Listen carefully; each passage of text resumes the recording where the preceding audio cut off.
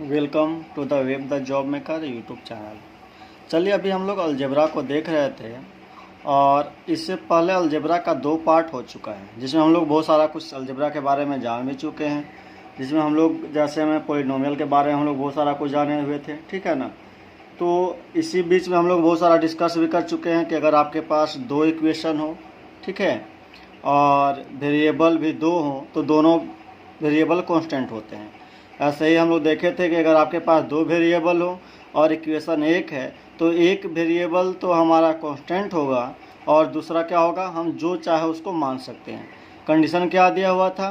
Condition सिर्फ ये दिया हुआ था कि अगर हमारे पास 2 वेरिएबल है, एक इक्वेशन है, तो उसका वैल्यू इन्फिनिटी ना आ जाए। मतलब एक वेरिएबल को हम लोग कुछ भी मान सकते हैं अपने मन से, कुछ भी, मतलब 1 2 3 0 5 10, बस इक्वेशन का वैल्यू इन्फिनिटी नहीं आना चाहिए। चलिए, और भी हम लोग बहुत सारा कुछ जाने थे। डिग्री के बारे में भी जाने हुए थे कि जो मैक्सिमम डिग्री होता है, वो जो मैक्सिमम पावर होता है वो इक्वेशन का डिग्री कहलाता है, ठीक है। चलिए, हम लोग को अब सीधा क्वेश्चन पे बात करते हैं। अभी जो हम लोग एक टाइप देखेंगे जो सबसे पॉपुलर टाइप है अलजेब्रा में, 1 या 2 क्वेश्चन हर एक एग्जाम में, एसएससी की कोई भी एग्जाम की बात अगर आप करें तो 1 या 2 क्वेश्चन यहाँ पे आता ही है। चलिए, इस टाइप को देखेंगे और जहाँ जो भी कॉन्सेप्ट की ज़रूरत पड़ेगी हम लोग उस कॉन्सेप्ट का चर्चा वहीं पे कर लेंगे। चलिए, हम लोग क्वेश्चन देखते हैं सीधा। अगर आप लोग इससे पहले 2 पार्ट नहीं देखे हैं तो उन पार्ट को आप देख लीजिए, ठीक है, ताकि आपका कॉन्सेप्ट क्लियर हो और आप लोग 2-3 सेकंड के अंदर सारे क्वेश्चन को कर सकें। हमारे पास एक क्वेश्चन है, अगर x² + 1 = x दिया हुआ है और आपको x³ फाइंड करना है तो हम लोग कैसे कर सकते हैं? या फिर आपसे x² + 5 कर दे, x² + 8 कर दे, ठीक है, या फिर x³ + 9 कर दे, जैसे यहाँ पे x³ + 5 कर देता, ठीक है, यहाँ पे x4 + 10 कर देता। मतलब इस तरह के तमाम क्वेश्चन जो भी आपसे पूछे जा सकते हैं, हमें उससे कोई फ़र्क नहीं पड़ता। आप कॉन्सेप्ट पे चर्चा करें, कोई भी क्वेश्चन आपके पास आएगा उससे हमें कोई फ़र्क नहीं पड़ता है। चलिए, उस टाइप का क्वेश्चन को हम लोग देखते हैं। आइए, हम लोग क्या देखेंगे कि अगर x² + x + 1 = x दिया हुआ है और हमको क्या चाहिए था, x³ चाहिए था। जैसे ही हमें कुछ ऐसा चाहिए होगा, अगर x² में हमको x³ चाहिए तो सीधा सीधा हम लोग कुछ नहीं करते हैं, इसको x से मल्टीप्लाई कर देते हैं। फिर से x से मल्टीप्लाई करने पे क्या आएगा, x² को x से मल्टीप्लाई करेंगे तो x³ आ जाएगा, 1 को x से मल्टीप्लाई करेंगे तो क्या आ जाएगा, x आ जाएगा, = x को x² से करेंगे, x से करेंगे तो x² आ जाएगा। अगर इसको हम लोग सोल्व करें तो देखेंगे हम लोग कि x कट जाता है, x² से x² कट जाता है, तो हमारे पास क्या बचता है, x³ + 1, ठीक है। अब हम लोग देखते हैं, अगर x³ + 1 का वैल्यू हमारे पास क्या आता है, अगर हम लोग इक्वेशन देखें तो x³ + 1 = 0 आ जाता है हमारे पास, ठीक है।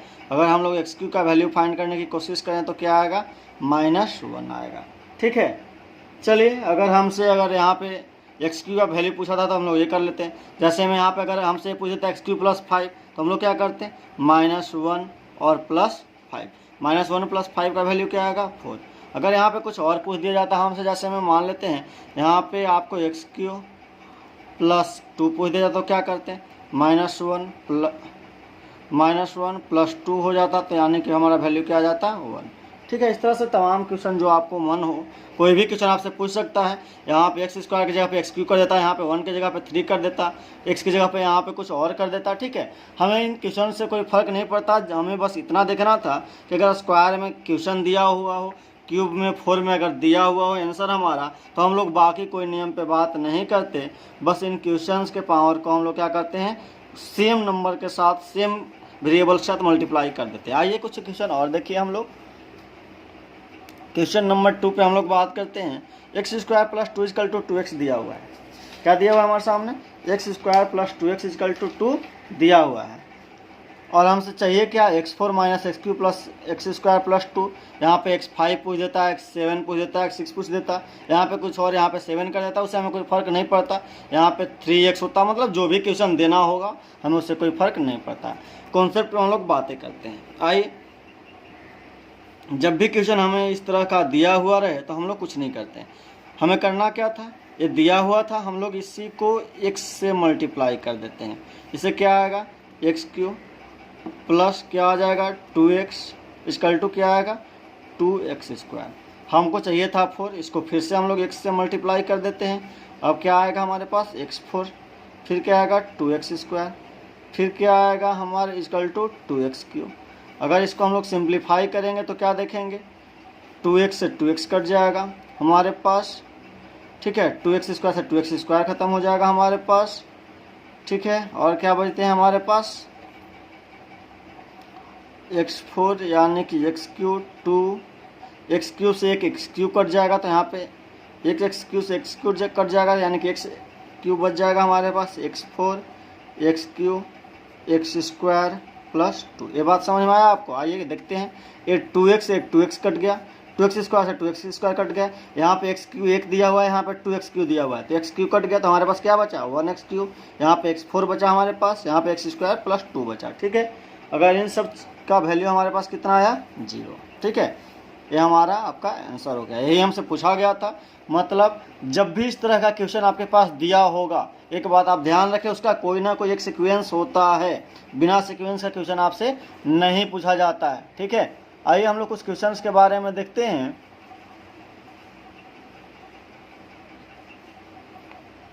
हमारे सामने क्वेश्चन दिया हुआ है कि a4 plus a³ plus a² plus a plus 1 equal to 0 है, तो हमको a का पावर 5, अभी हम बोले थे कि कुछ भी दे सकता है, उसे कोई फर्क नहीं पड़ता। यहाँ पे 1 की जगह पे 2 दे, 3 दे, यहाँ पे 3 होता। मतलब ऐसा नहीं है कि अपने मन से देगा, यहाँ पे जो क्वेश्चन का सीक्वेंस होगा उसी सीक्वेंस में हमसे यहाँ पे क्वेश्चन पूछा जाता है। आइए हम लोग सोल्यूशन पे बात करें तो हम लोग क्या देखेंगे, यहाँ पे अगर हम लोग बात करें तो हमको क्या चाहिए था a5 a15। अब हम लोग a15 तक जाएंगे x से x मल्टीप्लाई करके, नहीं। अगर हम लोग मान लेते हैं कि हम लोग ये इसका कोई भी मल्टीपल हो, अगर यहाँ पे 12 होता तो हम लोग इसी से वैल्यू निकाल सकते थे, जितना इसका वैल्यू तो इसका पावर 3 कर देते, ठीक है ना। तो हम लोग को इसका मल्टीपल का वैल्यू निकालते, तो एक 15 का मल्टीपल क्या होगा 5 होगा, और 10 का मल्टीपल भी 5 हो जाएगा। यानी कि हम लोग क्या देखेंगे, अगर a5 निकालते, अगर इसी को हम लोग a से मल्टीप्लाई कर दे तो क्या आएगा a5 प्लस a4 a²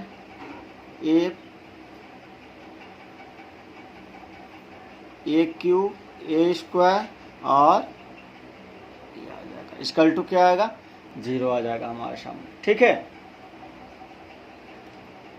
तो आगे हम लोग देखते हैं हमारे पास क्या है। अगर हम लोग इसको 0 करेंगे तो क्या देखते हैं, यहाँ पे ये जो सारा वैल्यू है इससे क्या हो जाएगा कट जाएगा, बचेगा क्या क्या हमारे पास, इधर से 1 बच जाएगा और इधर से क्या बच जाएगा a5 बच जाएगा।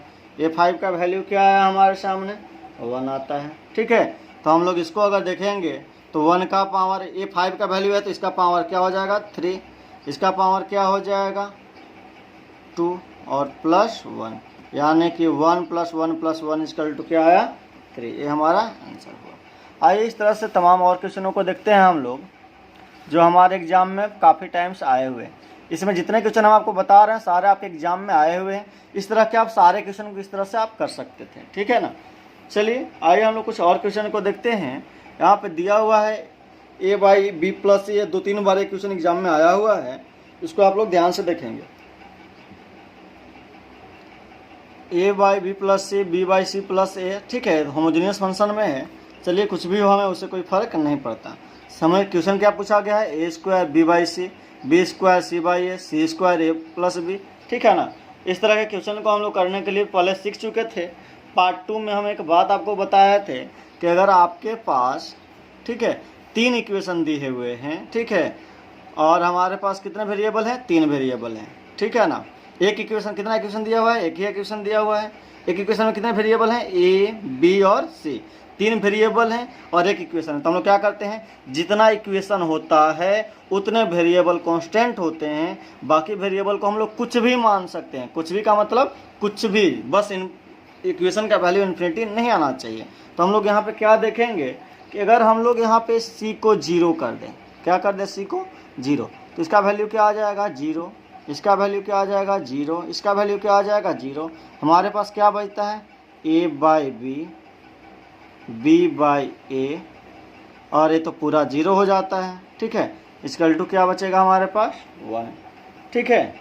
चलिए तो हम लोग और आगे देखते हैं। इस क्वेश्चन को भी करना थोड़ा मुश्किल होगा, अगर फिर आंसर में भी हम लोग बात करें तो ये भी 0 आ जाएगा। ए 0 आ जाएगा और ये हमारा पूरा का पूरा 0 आ जाएगा, ठीक है ना। अब हम लोग क्या देखते हैं, और हम लोग क्या करें, हम लोग क्या यहाँ पे किए थे, सी को 0 माने हुए थे, ठीक है ना। आज नेक्स्ट स्टेप में हम लोग अगर इसको भी सॉल्यूशन करना थोड़ा सा मुश्किल होगा, a स्क्वायर बाई बी है, बी स्क्वायर बाई ए है, तो इतना भी हम लोग सॉल्यूशन ना करें, क्योंकि हमको एक बात पता है कि जब एक इक्वेशन है और 3 वेरिएबल है तो 2 वेरिएबल्स को हम लोग कुछ भी मान सकते हैं, क्योंकि जितना इक्वेशन होता है उतने ही वेरिएबल कांस्टेंट होते हैं, बाकी को हम लोग कुछ भी मान सकते हैं, बस वैल्यू इन्फिनिटी नहीं आना चाहिए। तो हम लोग इसमें क्या देखेंगे कि अगर हम लोग b को 0 मान लें, अगर इसको 0 मानेंगे तो वैल्यू क्या आ जाएगा, इन्फिनिटी आ जाएगा, यहाँ से वैल्यू इन्फिनिटी आ जाएगा, यानी कि आप b को 0 नहीं मान सकते। a को अगर 0 मानेंगे तो यहाँ से इन्फिनिटी आ जाएगा, यानी कि हम लोग अब क्या मान सकते हैं, b को 1 मान सकते हैं, ठीक है। यानी कि b का वैल्यू अगर हम लोग 1 मानते हैं तो क्या हमारे पास आएगा, a प्लस 1/a, ठीक है। ये वैल्यू हमारे पास आ गया, इक्वल टू क्या आया, 1, ठीक है। अब हम लोग को लाना क्या था, यहाँ पे बचा क्या हमारे पास, ए स्क्वायर, बी का वैल्यू तो 1 हो गया और बी का वैल्यू 1 हुआ, यानी कि ये हमको लाना है, ठीक है ना। यही हमसे पूछा गया है। तो अगर इस तरह से हमें कोई भी क्वेश्चन पूछा जाए तो हम लोग क्या करते हैं,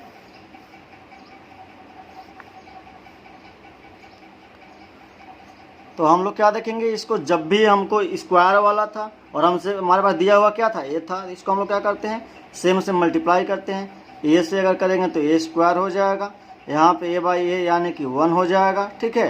इक्वल टू क्या बचेगा हमारे पास, 1, यहाँ पे भी क्या बचे, ए हो जाएगा, ठीक है ना। तो हम लोग इसको अगर सिम्प्लीफाई करें तो क्या देखेंगे, ए से ए कट जाएगा, ठीक है, 1 से 1 कट जाएगा, यहाँ पे क्या बचेगा, ए स्क्वायर बाई 1 प्लस ए, ठीक है। ये इसका वैल्यू हमारे पास क्या आ गया, ये हमारे पास 0 आ गया, ठीक है। इस तरह से हमें कोई भी क्वेश्चन अगर हमारे सामने आए तो इसको हम लोग कर सकते हैं। क्या इसको आप लोग देख पाए? चलिए आइए हम लोग कुछ और क्वेश्चंस को लेके आते हैं। इसको आप लोग पॉज करके अपने से भी देखिए कि सोल्व हो पाता है या नहीं, कोशिश एक बार करना है। ये देखिए क्वेश्चन नंबर 5 काफ़ी पॉपुलर क्वेश्चन है, ये हमारे एग्जाम में बार बार रिपीट किया है, ठीक है। एसएससी के एग्जाम में 2016 में आया है, 18 में आया है, रेलवे में 2 बार क्वेश्चन पूछ चुका है, जेएसएससी में भी 1 बार क्वेश्चन ये पूछ चुका है, ठीक है ना। इस क्वेश्चन को आप लोग एक बार ध्यान से देखिए और इसको सोल्व करने की कोशिश कीजिए, ठीक है। चलिए हम लोग देखते हैं कुछ क्वेश्चंस को और इसको बनाने की कोशिश करते हैं। क्वेश्चन नंबर 5 क्या बोलता है, p q r equal to 1 दिया हुआ है, हमको चाहिए क्या, 1/1 plus p plus q inverse plus 1/1 plus r plus p inverse plus 1/p plus q plus r inverse. चलिए इस तरह से हमें कोई भी क्वेश्चन अगर दिया हुआ है, इसका वैल्यू पूछा हुआ है, अगर सॉल्यूशन हम लोगों को करना है तो क्या करेंगे हम लोग, यहाँ पे हमारे पास 3 वेरिएबल्स हैं और एक इक्वेशन है, ठीक है। 3 वेरिएबल हैं, पी क्यू आर, इक्वेशन कितना है, सिर्फ एक दिया हुआ है, ठीक है। इक्वेशन एक ही है तो हम लोग किसी भी 2 वैल्यू को कुछ भी मान सकते हैं। अगर हम लोग कोशिश करें कि यहाँ पे हम लोग क्या मान लें, इसको अगर 0 मानने की कोशिश कीजिएगा तो वैल्यू क्या आ जाएगा, इन्फिनिटी आ जाएगा, ठीक है। तो हम लोग उसको मान नहीं सकते। एक बात और देखे थे कि जो यहाँ पे वैल्यू दिया हुआ है वो होमोजीनियस दिया हुआ है, जो हमें वैल्यू फाइंड करना है होमोजीनियस दिया हुआ है, मतलब क्या है, इसका वैल्यू अलग निकालिए, इसका अलग निकालिए, इसका अलग निकालिए, उससे अच्छा है कि सारे को निकाल करके मल्टीप्लाई कर दीजिए। मतलब हम लोग को अगर इसको देखें तो इसको अलग अलग ना निकाल के हम लोग क्या करेंगे, 1 प्लस पी, क्यू इन्वर्स का मतलब क्या होता है, 1/q, मतलब इसको अगर 1 2 3 का वैल्यू निकाल देता है इंटू 3 कर सकते हैं। आइए हम लोग देखते हैं आगे, नहीं समझ में आएगा तो पूछ सकते हैं आप। हम लोग ये होमोजीनियस फंक्शन था इसलिए सिमिलर था, तो 1 और 2 3 था, तो किसी एक को निकाल कर 3 से मल्टीप्लाई कर देंगे तो भी वैल्यू वही आएगा, क्योंकि जितना इसका आएगा उतना ही इसका आएगा, उतना ही इसका आएगा, ठीक है ना। इसलिए हम लोग इसको 3 से मल्टीप्लाई कर सकते हैं। अगर 4 होता तो 4 से करते, 2 होमोजीनियस फंक्शन होता तो 2 से करते, ठीक है। ऐसा आप लोग कर सकते हैं। आइए आगे भी हम लोग कुछ क्वेश्चन में ऐसा देखेंगे तो आपको ज़्यादा समझ में आएगा, ठीक है ना। चलिए हम लोग आगे देखते हैं कि हम लोग क्या कर सकते हैं, आर को 1 मान ले और क्यू को भी 1 मान ले, मतलब क्यू इक्वल टू 1 हो जाएगा, आर इक्वल टू 1 हो जाएगा, तो पी का वैल्यू ऑटोमेटिक क्या आ जाएगा, 1 हो जाएगा, ठीक है ना। यानी कि हमारे पास क्या वैल्यू आया, पी क्यू आर तीनों का वैल्यू हमारे पास 1 आया, ठीक है। मतलब अगर 1 आया तो हम लोग क्या देखेंगे, यहाँ पे निष्कर्ष क्या निकला, 1/1 प्लस 1 प्लस 1, यानी कि हम लोग क्या देखेंगे, 3 इंटू 3, 3 से 3 कट जाएगा, हमारा आंसर क्या आ जाएगा 1। ठीक है, इस तरह से हम लोग किसी भी क्वेश्चन का आंसर कर सकते हैं। क्या आप लोग देख पा रहे हैं? चलिए, अगर नहीं दिखे तो आप ये कर सकते हैं, नेक्स्ट क्वेश्चन में आप पूछ लीजिएगा जो भी डाउट आपका रहा होगा। ठीक है, क्वेश्चन नंबर 6 पे हम लोग बात करते हैं। थोड़ा फास्ट हम लोग करते हैं क्योंकि वीडियो थोड़ा लेंदी हो जाएगा। ठीक है ना, आप लोग को जो भी दिक्कत हो कमेंट बॉक्स में बता सकते हैं। ठीक है, तुरंत उसका सॉल्यूशन किया जाएगा।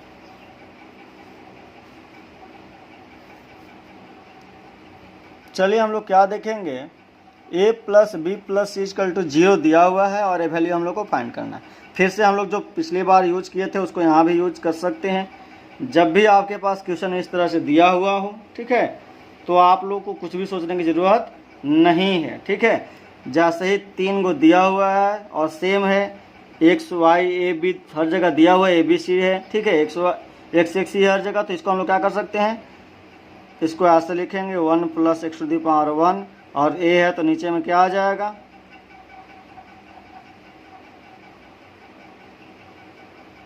अगर ऐसे हमारा दिया हुआ है तो इसका वैल्यू क्या आ जाएगा, के इनवर्स हो जाएगा, यानी कि हम लोग इसको ऊपर कर देंगे 1 by x to the power 1 by b कर देंगे। ठीक है ना, ये हमारा ए होता है। ठीक है, चलिए तो हम लोग देखेंगे। ठीक है, अब हम लोग देखते हैं कि यहाँ पे एक इक्वेशन दिया हुआ है और 3 वेरिएबल दिया हुआ है, किसी भी 2 को हम लोग कुछ भी मान सकते हैं। यहाँ पे अगर इसको हम लोग 0 माने, ठीक है, तो 0 मानने से हमारा क्या आएगा, 0 मानने से क्या लगता है आपको, इन्फिनिटी आ जाएगा? नहीं, किसी भी नंबर का, किसी भी वेरिएबल्स का अगर पावर 0 हो तो उसका वैल्यू क्या आता है, 1 आता है। आपको ये बात पता होगा, किसी भी वेरिएबल का अगर पावर 0 हो तो उसका वैल्यू क्या आएगा, 1 आएगा। यानी कि यहाँ पे हमारा सारा कुछ क्या में दिया हुआ था, पावर में दिया हुआ था, इसलिए बी और सी को 0 मानेंगे तो ये ऑटोमेटिक 0 हो जाएगा। ठीक है, जैसे ही इसको हम लोग 0 मानते हैं तो हम लोग क्या देखेंगे, यहाँ पे हम लोग देखेंगे कि इसका वैल्यू भी 1 आया, इसका भी 1 आया और इसका भी 1 आया, यानी कि हम लोग क्या देखेंगे, 1/3 इंटू क्या आया, तीनों के बदले हम लोग यहाँ पे 3 कर दिए थे और हमारा आंसर 1 आया। ठीक है, इस तरह से बाकी क्वेश्चन को भी आप लोग कर सकते हैं। आइए कुछ पॉपुलर टाइप देखें जो अभी प्रेजेंट में एग्जाम में बहुत सारे क्वेश्चन आ रहे हैं यहाँ से।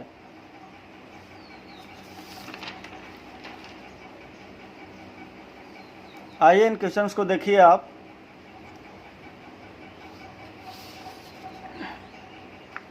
क्वेश्चन हमारे पास दिया हुआ है, p q plus q r plus r p equal to 0, तो फाइंड करना है 1/p² minus q r plus 1/q² minus r p plus 1/r² minus p q. ठीक है, एक और है p², ये जल्दी में भी आपके एग्जाम में आया हुआ है, एक बार क्वेश्चन बैंक उलट के आप देख लीजिए, आपको पता चल जाएगा। ठीक है, p² minus q r plus q² minus r P. ठीक है, इस तरह से आपके पास क्वेश्चन दिए हुए हैं, आप किसी भी क्वेश्चन को ले सकते हैं। ठीक है, बाकी क्वेश्चन अगर आपको समझ में ना आए तो आप पूछ भी सकते हैं, उसका वीडियो बना के हम आपको प्रोवाइड कर देंगे। ठीक है, चलिए तो हम लोग क्या देखेंगे कि यहाँ पे हमारे पास क्या है, वेरिएबल हमारे पास p, q और r दिया हुआ है। इक्वेशन हमारे पास सिर्फ एक है, यानी कि इसमें से किसी भी 2 वेरिएबल को हम लोग कुछ भी मान सकते हैं। कुछ भी मान सकते हैं कि क्या मतलब हुआ कि अगर आपके पास वेरिएबल जो मन होगा आप मान सकते हैं उसको, उससे कोई फर्क नहीं पड़ता है। ठीक है ना, अगर हम लोग इसमें वेरिएबल को कुछ भी माने तो उससे क्या फ़र्क पड़ेगा, इक्वेशन पे कोई फर्क पड़ने वाला नहीं है। ठीक है ना, तो हम लोग अगर देखेंगे कि p का वैल्यू अगर 1,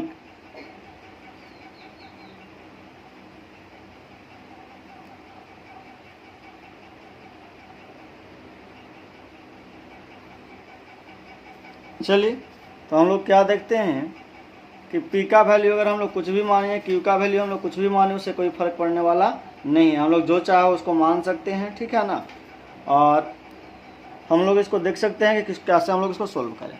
यानी कि अगर जैसे ही इसमें हम लोग किसी भी क्वेश्चन को 0 मानते हैं, ठीक है ना, तो 0 मानने पे क्या होगा, हमारा इक्वेशन गलत आ जाएगा। ठीक है, तो हम लोग यहाँ पे देखेंगे कि सबसे पहले तो हम लोग p का वैल्यू फाइंड करेंगे।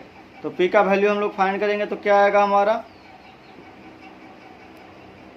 अगर इसको हम लोग p को 1 मान लें, ठीक है, तो यहाँ पे क्या आ जाएगा, r आ जाएगा, यहाँ पे हमारा क्या आ जाएगा, q आ जाएगा, और यहाँ पे हमारा QR आ जाएगा। ठीक है ना, तो हम लोग अगर इसमें से R को भी 1 माने तो क्या आएगा हमारे पास, इसको भी अगर हम लोग 1 मान लेते तो पूरा 1 हो गया, तो इसका तो कुछ बचा नहीं।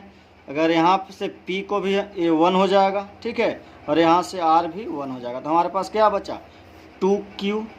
सॉल्यूशन हम लोग कर लेते हैं, क्या बचेगा 2Q और यहाँ पे हमारा 1 इक्वल टू 0। Q का वैल्यू क्या आ जाएगा -1/2 आ जाएगा, ठीक है ना। Q का वैल्यू हमारा 1/2 आ गया, यानी कि अगर Q का वैल्यू हमारे पास -1/2 आया, P को हम लोग क्या माने थे 1 माने थे, R को हम लोग क्या माने थे 1 माने थे। इस तरह से अगर एक क्वेश्चन टेढ़ा है तो हम लोग को पता है कि जब किसी भी वेरिएबल्स में किसी भी नंबर में सेम नंबर से हम लोग मल्टीप्लाई कर लेते हैं। अगर आपको यहाँ पे चाहिए -1/2 है, जिसको अगर 2 से मल्टीप्लाई सारे को कर दें तो हमारा नंबर सीधा आ जाएगा, ठीक है। ये हमारा -1 आ जाएगा, ये हमारा 2 आ जाएगा और ये हमारा 2 आ जाएगा, ठीक है। यानी कि P, Q और R का वैल्यू हमारे पास आ गया। अब हम लोग इसको इक्वेशन में पुट कर देंगे तो क्या पाएंगे 1 -P² की जगह पे क्या होगा 4, और QR का वैल्यू क्या आएगा P² दिख रहा है, P² मतलब 2 का स्क्वायर, ठीक है ना, 4 आ गया। और माइनस क्या आ गया आपके पास, माइनस आपके पास Q और R आ गया, यानी कि -2 और माइनस माइनस प्लस हो जाएगा, यानी कि इसका वैल्यू 6 आ गया 1/6। और यहाँ से क्या आएगा Q² है तो Q -1 का स्क्वायर है, यानी कि 1 हो जाएगा आपका, ठीक है। और हम लोग क्या देखेंगे कि हमारा -1 का स्क्वायर यानी कि 1/4 और 3 यानी कि -1/3 आ जाएगा, ठीक है। यानी कि ये हमारा क्या वैल्यू आ गया 1/3। और फिर यहाँ पे हम लोग देखेंगे R², तो R² 2 का स्क्वायर, फिर ये दोनों को मल्टीप्लाई करेंगे तो हमारा क्या आ जाएगा 1/6, ठीक है। तो यहाँ पे हम लोग क्या देखेंगे 1/6 यानी कि 1/3 और 1/6, यानी कि ये जब दोनों जोड़े, ये माइनस में था ना, सॉरी, हाँ ये माइनस में था, यानी कि 1/6 + 1/6 यानी कि 1/3 हो गया, और -1/3 = 0 आ गया, ठीक है। आइए इसका सोल्यूशन हम लोग यहाँ पे देखें। ये आपको पढ़ पा रहे हैं आप लोग, अगर नहीं पढ़ पाए तो एक बार जूम करके वीडियो को देख लीजिएगा, ठीक है। अदरवाइज फिर दोबारा हम लोग सोल्व कर देंगे इसको। आइए इसको हम लोग नेक्स्ट देखते हैं। यहाँ पे कोई चीज़ नहीं, P² का वैल्यू क्या आ जाएगा 4 आ जाएगा, नीचे में तो सारा कुछ वही है, P² Q² यानी कि 6 आ जाएगा हमारा यहाँ पे, ठीक है। और हमारा यहाँ पे क्या दिया हुआ है, एक Q² है, तो Q का वैल्यू -1 का स्क्वायर यानी कि 1, नीचे में वही Q² -RP है, क्या वैल्यू आया था -1/3 आया था, तो प्लस है तो यहाँ पे क्या हो जाएगा ये माइनस हो जाएगा, -3 हो जाएगा, ठीक है। और फिर इसका वैल्यू R² का क्या आया था, ऊपर में हमारा 2 का स्क्वायर आया यानी कि 4 आया, और 4/6 आया, तो 4/6 अगर होगा तो 2/6 हो जाएगा, ठीक है। 2/6 4/6 2/3 हो जाएगा, सॉरी 4/6 और 4/6 क्या हो जाएगा 4 अगर इसको हाफ कर दे तो 4/3 हो जाएगा, ठीक है। और -1/3 हो जाएगा, यानी कि हमारा वैल्यू क्या आ जाएगा 1 आ जाएगा, ठीक है।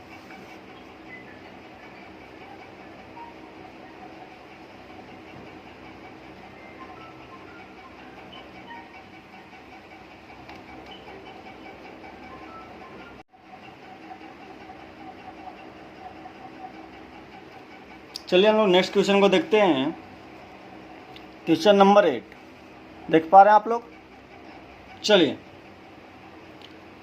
a × a + b इतना दिया हुआ है, b × इतना दिया हुआ है, तो हम लोग को सॉल्यूशन करना है। a और b का वैल्यू पूछ रहा है, तो हम लोग को जब भी क्वेश्चन इस तरह से आपको दिया हुआ रहे तो हम लोग क्या करते हैं, ये दोनों को आपस में मल्टीप्लाई करते हैं। अगर दोनों को करें तो a + b आ जाएगा हमारा, और a + b दिया हुआ है, ठीक है। ये दोनों को अगर हम लोग ऐड करते हैं तो 4 और 1 यानी कि 4 और 1 5 और 1 6 और 2 और 1 3, ठीक है। ये हमारा a + b का होल स्क्वायर हो जाएगा, होल स्क्वायर होगा यानी कि स्क्वायर रूट हो जाएगा। चलिए करके दिखा देते हैं। ये हमारा ये आ जाएगा 361, ठीक है। तो हम लोग क्या देखते हैं, अगर यहाँ से स्क्वायर जाएगा तो यहाँ पे रूट आएगा, ठीक है ना। तो a + b का वैल्यू कितना का स्क्वायर होता है, आपके पास क्वेश्चन दिया हुआ है, ठीक है। ये कितने का स्क्वायर है आप देख सकते हैं इसको कि ये a प्लस बी कितना का स्क्वायर दिया हुआ है 361 यानी कि 19 का स्क्वायर दिया हुआ है। ठीक है, अगर हमसे a का वैल्यू पूछा जाता है तो a का वैल्यू क्या आएगा हमारे पास, ऊपर वाले में रख देंगे। अगर a का वैल्यू हम लोग को चाहिए था तो 247/19। अगर हमसे b का वैल्यू पूछा होता तो हम लोग क्या करते, b का वैल्यू अगर हमसे पूछा होता तो क्या करते, यानी कि 144/19। इसको सोल्व कर लेंगे आप लोग। चलिए सोल्व कर लेते हैं हम लोग, अगर आपको दिक्कत हो तो। ठीक है, इसका अगर हम लोग सोल्व करें तो कितना टाइम 19 से 190 यानी कि 13 टाइम्स जाएगा। ठीक है ना, और इसको अगर करें तो ये 6 टाइम जाएगा, यानी कि ए और बी का वैल्यू इस तरह से हम लोग फाइंड कर सकते हैं। आइए कुछ क्वेश्चन और देखें हम लोग। एक्स ये दिया हुआ है हमारे सामने, अगर इस तरह का कोई भी क्वेश्चन हो तो हम लोग आपको बता चुके हैं कि क्या करना है। तीनों नंबर को ले लीजिए आप। ठीक है, देख पा रहे हैं एक्स वाई जेड सबको क्या करना है, जोड़ना है x plus y plus Z.